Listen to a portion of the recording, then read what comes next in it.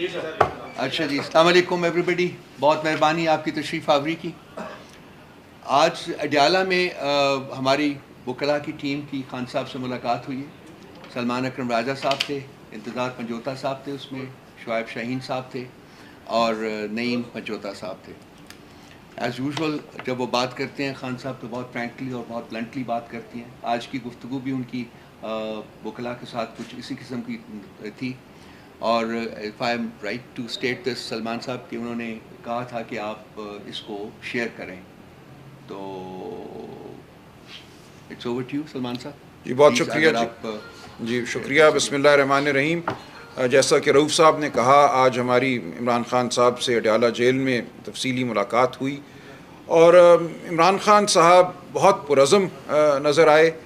उनके जहन में कुछ ख़यालात हैं, पाकिस्तान के मुस्तक़बिल के हवाले से कुछ फ़िक्र भी है और इन ख़यालात और इन अफ़कार का उन्होंने हमसे तकाज़ा किया कि हम आवाम के साथ, आपके साथ इनको शेयर करें, आप तक ये बात पहुँचाएँ। इस वक्त पाकिस्तान एक बहुत अहम मोड़ पे खड़ा है और इमरान ख़ान साहब को इस बात का इदराक है कि पाकिस्तान के अवाम 8 फरवरी को अपना फ़ैसला दे चुके हैं और अगर इस फ़ैसले को अब झुटलाया जाता है, जैसा कि इस वक्त सूरत हाल है, इस फ़ैसले को रद्द किया जाता है एक जाली रिज़ल्ट के ज़रिए, तो पाकिस्तान आगे नहीं बढ़ सकता। इसकी दलील हमारी तारीख़ भी है और इसकी दलील हमारी अक्ल भी है। देखिए, जब हम तारीख़ पर नज़र दौड़ाते हैं तो हमारे सामने 1970 का इलेक्शन आता है। 1970 का इलेक्शन खान साहब ने बारहा कहा कि उनकी आंखों के सामने है। 15 मार्च 1970 वो ढाका में मौजूद थे, एक अंडर 19 टीम के साथ मैच खेलने। उन्होंने अपनी आंखों से देखा वहाँ क्या समा था। जब आप एक आवाम के दिए गए फ़ैसले को वोट के ज़रिए, जो जमहूरी तरीका है, जो एक आइनी तरीका है, उसको आप रद्द करते हैं तो उसका रद्द अमल ज़रूर होता है। अवाम और रियासत का रिश्ता, खान साहब ने बारहा कहा, वोट के ज़रिए है। आप वोट को जब पामाल करते हैं, वोट को इज़्ज़त नहीं देते, तो आप अवाम को इज़्ज़त नहीं देते और जब आप अवाम को धुतकारते हैं तो आप नहीं ये मफरूज़ा कायम कर सकते कि मईशत तरक्की करेगी, मुल्क जो है मुस्तहकम रहेगा। यही कुछ 1970 में हमने भुगता। उस वक्त के डिक्टेटर याहिया खान का एक 10 साला प्लान था। उनका ये ख्याल था कि इलेक्शन में एक हंग पार्लियामेंट सामने आएगी, यानी कि किसी को भी पार्लियामेंट में अक्सरियत हासिल नहीं होगी। लेकिन जब आवाम ने अपना दो टोक फ़ैसला सुनाया, जब मुजीबुर रहमान साहब की पार्टी 162 में से 160 या 161 सीटें जीत गई, तो उसके बाद बिल्कुल वाज़ेह था कि मुल्क में क्या होना चाहिए था। होना यही चाहिए था कि अवाम की मुंतखब करदा जमात को इक़्तिदार थाम दिया जाता, दे दिया जाता। लेकिन ऐसा नहीं किया गया क्योंकि कोई प्लान पहले से मौजूद थी मनसूबा साज़ों के जहन में। याहिया खान साहब ने एक प्लान बनाई हुई थी, जिस प्लान में ये शामिल था कि पार्लियामेंट हंग होगी, जिसके नतीजे में उनको बतौर सदर और आर्मी चीफ कबूल किया जाएगा और वो मज़ीद अपने इक़्तिदार को तूल देंगे। जब ऐसा ना हुआ तो उनको एक लश्कर कशी करना पड़ी। उस लश्कर कशी के बाद झूठे फ्रॉड बाय इलेक्शन कराए गए, जिनमें अवामी लीग से 80 सीटें छीन ली गई। उन इलेक्शनों को किसी ने कबूल ना किया और पाकिस्तान, हमारी अजीज़ मुमलिकत, हम जानते हैं किस साने से दो चार हुई। आज खुदा न खास्ता ऐसी हरगिज़ सूरत हाल नहीं कि वतन अजीज़ की सालमियत को कोई अंदेशा हो, कोई उस हवाले से हमें गुमान हो। हम सब पाकिस्तान की सालमियत के लिए कोशा है, पाकिस्तान की तरक्की के लिए कोशा है। हम सब पाकिस्तान के लिए सोचते हैं, पाकिस्तान की तरक्की, पाकिस्तान के अवाम की तरक्की के लिए सोचते हैं। लेकिन हम आपसे, आपके तवस्सुत से, अवाम से और मुक़्तदरा से ये दरख्वास्त करते हैं कि पाकिस्तान के अवाम की आवाज़ को सुना जाए, पाकिस्तान की अवाम को मज़ीद ना ठुकराया जाए। इसी में हम सब की फ़लाह है, इस रियासत की फ़लाह है, इस रियासत की मईशत की फ़लाह है। कहा जाता है कि हमारी मईशत तरक्की करेगी अगर फ़लाँ मुल्क से इतने बिलियन डॉलर आ गए, फ़लाँ मुल्क हमें इतने बिलियन डॉलर का फ़लाँ मंसूबा दे देगा। देखिए, ये सब खाम ख्याली है। जब तक कौम और रियासत में रब्त ना हो, जब तक कौम और रियासत में एतमाद का रिश्ता ना हो, कोई मईशत तरक्की नहीं करती। जब चीन ने तरक्की शुरू की या भारत ने तरक्की शुरू की, तो सबसे पहले वहाँ जो गैर मुल्की, गैर ममालिक में मुकीम भारतीय थे या गैर ममालिक में मुकीम चीनी थे, उन्होंने सबसे पहले सरमायाकारी की, इन्वेस्टमेंट की। उनके ज़रिए बाकी दुनिया को एतमाद पैदा हुआ, बाकी दुनिया को नज़र आया और हज़ारों बिजनेसेस ने अपने तौर पे आकर वहाँ सरमायाकारी की। इससे सनत ने तरक्की की, इससे मईशत ने तरक्की की। ऐसा नहीं होता कि कोई दोस्त मुल्क आपको 5, 10, 20 बिलियन डॉलर पकड़ा दे और आप दौड़ना शुरू हो जाएं। सीपेक के तहत हमारे मुल्क में 60 बिलियन डॉलर तो आ चुका 2015 और 2020 के दरमियान। क्या हमें उसका फ़र्क नज़र आया अपनी मईशत पर? फ़र्क इसलिए नज़र नहीं आता कि इस वक्त कौम और रियासत के दरमियान एक खला पैदा कर दी गई है। जब तक पूरी कौम जुट कर एक नस्बुल ऐन के पीछे खड़ी नहीं होती, और उस नस्बुल ऐन के पीछे कौम तब खड़ी होगी जब कौम को ये एहसास होगा कि उसको इज़्ज़त दी गई है, उसके वोट को तस्लीम किया गया है, उसकी तय करदा क़यादत को इक़्तिदार दिया गया है, तब अवाम आपके साथ होगी, ये मईशत तरक्की करेगी, ये मुल्क तरक्की करेगा।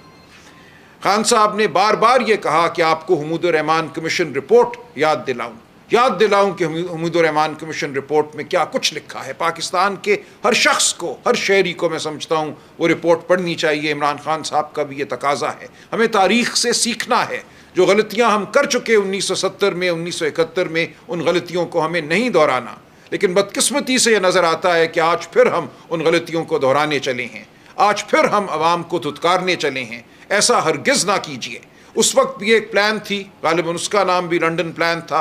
आज भी वज़ाहिर एक प्लान थी, एक लंदन प्लान थी, जिसके तहत मनसूबा साजी की गई कि हुकूमत को गिराना है, PTI की हुकूमत को, उसके बाद एक मलगूबा किस्म की हुकूमत कायम करना है। और वह प्लान आज तक कार फरमा है। इसीलिए इस इलेक्शन के रिज़ल्ट को धुतकारा गया, झूठे रिज़ल्ट हमारे सामने पेश किए गए, जीते हुओं को हरवाया गया और आज फिर फ़रेब पर खड़ी एक हुकूमत कायम कर दी गई है। ये उस प्लान का हिस्सा है। ये फ़रेब नहीं चल सकता, ये फ़रेब बहुत दूर तक नहीं जाएगा।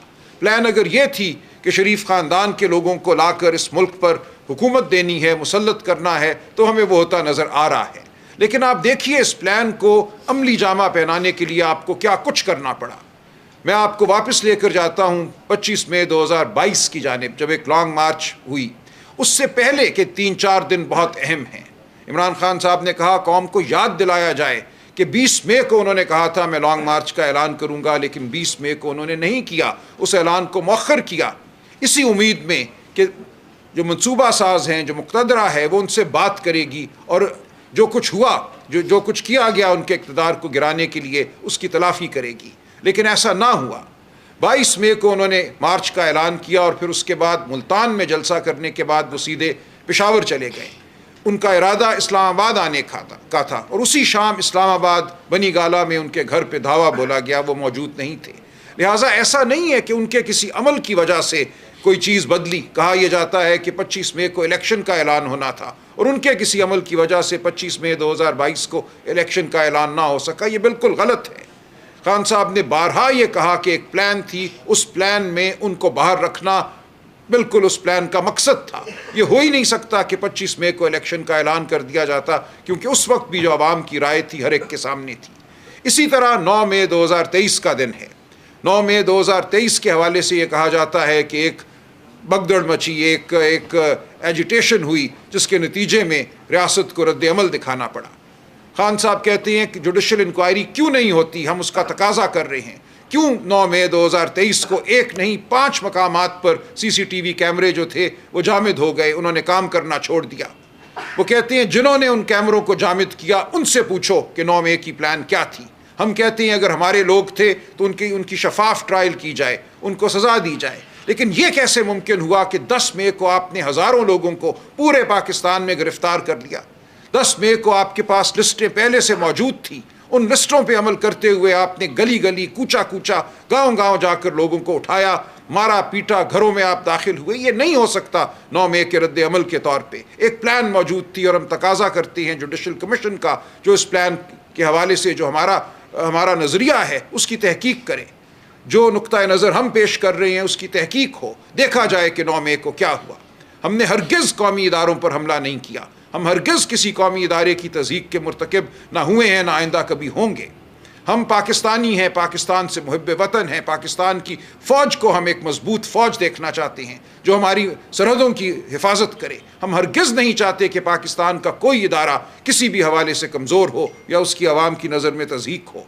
इमरान खान साहब ने फिर ये कहा बार बार कि आज भी हमारे पास ये मौका है कि हम जिस समत में चल पड़े हैं उस समत पे चलना छोड़ दें, हम कानून और आइन की समत पे चलें। यह मुल्क किसी वाइस रॉय के ज़रिए नहीं चल सकता। अगर कोई ये समझता है कि मोहसिन नकवी साहब या उनकी तरह के और लोग इस मुल्क को चलाएंगे और सिविलियन जो हुक्मरान आपने कठपुतली के तौर पे ला के बिठाए हैं वो सिर्फ तमाशे के लिए बैठे रहेंगे और पाकिस्तान की आवाम इस पे राज़ी हो जाएगी, इस ढकोसले के तहत पाकिस्तान चलेगा और यहाँ मईशत चलेगी, तो ऐसा नहीं होगा।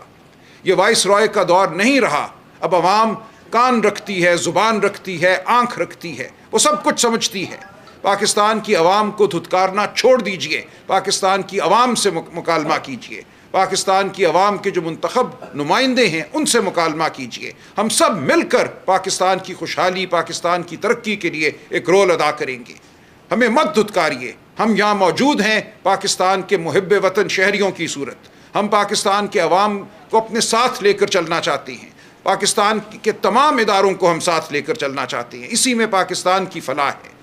इसीलिए हम आपके सामने पेश हुए हैं और पेश होते रहेंगे। ये जो हमारा नज़रिया है, ये जो हमारा पैगाम है, इमरान खान साहब का पैगाम है, इसको हम दोहराते रहेंगे। पाकिस्तान के अवाम को जान लेना चाहिए कि सच क्या है। वो जानते हैं कि सच क्या है, वो जानते हैं कि हकीकत क्या है, वो जानते हैं कि फलाह का रास्ता क्या है, और वो अब जानते हैं कि उस रास्ते में कौन उनके सामने खड़ा है, कौन उनकी तरक्की के सामने हायल होता है।